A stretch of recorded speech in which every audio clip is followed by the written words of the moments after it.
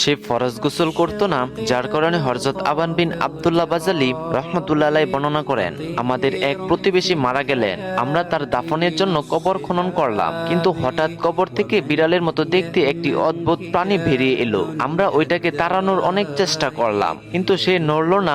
এমনকি গুড়খুদো কুড়াল দিয়েও সেটির কপালে আঘাত করলাম, তবু সে নড়ল না। অজ্ঞাতে তারা সেই কবরটি ছেড়ে দিয়ে দ্বিতীয় আরেকটি কবর খনন করলেন, কিন্তু বিস্ময়কর ভাবে সেই কবরে একই প্রাণী দেখা দিল। এরপর তৃতীয়বার আরেকটি কবর খনন করা হলো, কিন্তু সেই কবরের ভিতরে সেই একই প্রাণী বসা ছিল। বাধ্য হয়ে সকলে সেই কবরেই মৃত ব্যক্তিকে দাফন করার সিদ্ধান্ত নিলেন। দাফন শেষ করে যখন আমরা কবরের উপর বাঁশের চাটাই বা ইট বিছিয়ে সমান করে দিলাম, তখন আমরা কবরের ভিতর থেকে হাড়গোড় মরমর করে ভাঙার এক বিকট শব্দ শুনতে পেলাম। এই শব্দ আমাদের আতঙ্কিত করে তুলল।